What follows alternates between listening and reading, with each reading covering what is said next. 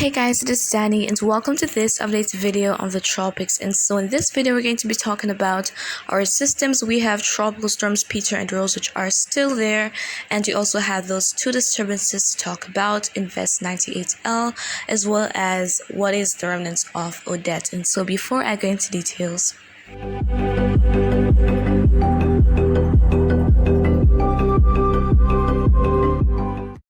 alright, so let's kickstart things with the remnants of Odette. And so the remnants are making their way across the North Atlantic, and there is a chance, in this case being a medium chance, of them redeveloping into a subtropical cyclone. So there's a 40% chance for that to happen during the next couple of days. So we could see the remnants starting to acquire some subtropical characteristics, and we eventually have a cyclone dealing with up in the north. But fortunately, it's likely to stay out in the open waters and not be much of a threat to land to anywhere. So even though the chance is at 40%, regeneration of a tropical cyclone or subtropical cyclone is not guaranteed. So we'll have to wait and see what is going to be the eventual outcome.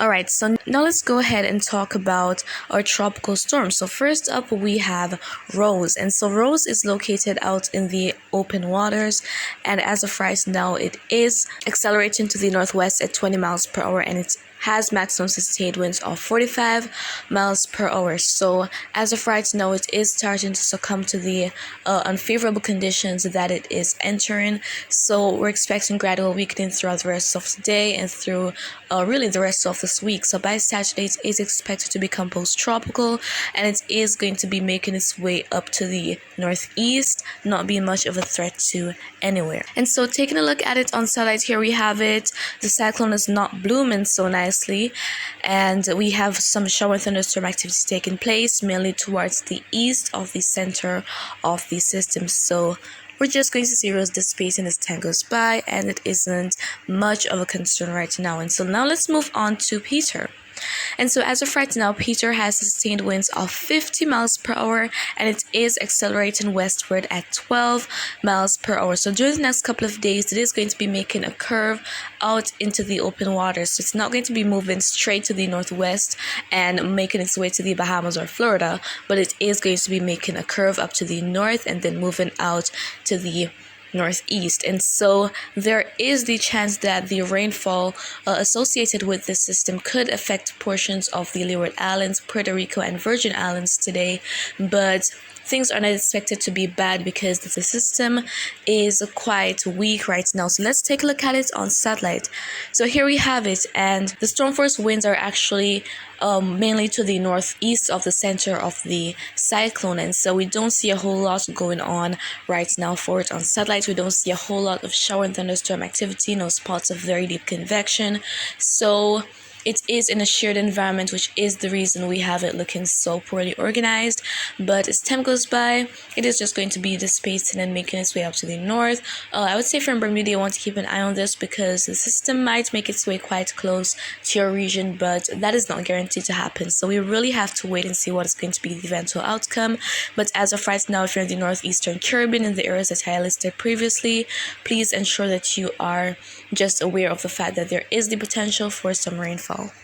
Alright, so now let's go ahead to Invest 98L. So this disturbance is located to the southwest of the Cabo Verde Islands, and as of right now it is given a high 90% chance to potentially develop into a tropical cyclone during the next couple of days. So it's almost very likely that we will have this becoming Tropical Storm Sam, potentially a hurricane, certainly likely. So we will see what's going to be happening with this during the next couple of days, but it is not looking so well right now on satellite. Let's go to the satellite imagery of it, and so here we have it. So we have some of that shower and thunderstorm activity down to the south of the center of the system. So it is expected to enter a low shear conducive environment that is going to be aiding in development of this system here. So even though it's not looking so well right now, it is expected to look a lot better because it is going to be in some very favorable conditions that will induce tropical development of this disturbance here. So it is mainly going to be accelerating to the west,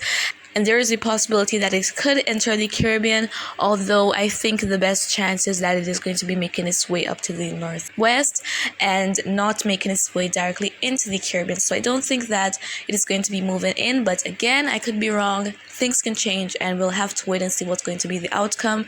It's kind of too far out to really pinpoint where exactly it's going to go, because after a few days, tracks usually become a little bit off. So we'll have to wait and see what's going to be happening with this. But in terms of what our models are forecasting in terms of the intensity, so we have quite a bit that are available, and most agree that it will become a tropical storm and to more of an extent a hurricane. One expecting even a Cat 2 from this, and I think it's certainly possible because it is going to be in a very favorable region that is going to be helping it to develop nicely, and I certainly think a hurricane is possible from 98L. But hopefully, if it is going to become a hurricane, it is not going to be in the vicinity of the Caribbean, affecting anywhere. So hopefully it's going to be remaining offshore. But as I said earlier, we have to wait and see what is going to be the eventual outcome with it, and we cannot really pinpoint where it is going to go as of right now. And so now let's take a look at conditions. So the wind shear map. So we have the different colors here that indicate the favorability of the shear. So we have the green, that means favorable, the yellow, that means neutral, and the red, that means unfavorable. So let's take a look at Peter. So Peter is in a region that has unfavorable shear. So as I said earlier, it is battling some wind shear out there, and that is the reason it's not looking so good on satellite. So we're clearly seeing that here on the shear map, that it is in fact in a region of unfavorable shear. You see those red lines being around the cyclone, which indicate that the shear is really taking a toll on it. So that's some good news for the northeastern Caribbean, else impacts would have probably been a little bit worse than whatever they're going to be. And so from the rest of the main development region, we're seeing here that we have a lot of favorable shear extended across the region.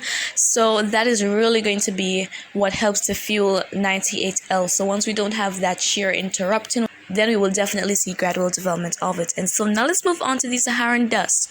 So whenever you see all those yellow shades, that means that the dust isn't very dense, but as we head towards the dark orange, red, and that slight pinkish shade, that is when the dust is very plentiful and usually prevents tropical development, because dry air inhibits moisture, which is what our tropical cyclones need. And so taking a look at 98L, it is certainly in a region that has no Saharan dust really, so it is going to be accelerating westward during the next couple of days, and ahead of it we see that it is quite clear, quite favorable, and again, this is really just setting the stage for us to have a tropical cyclone.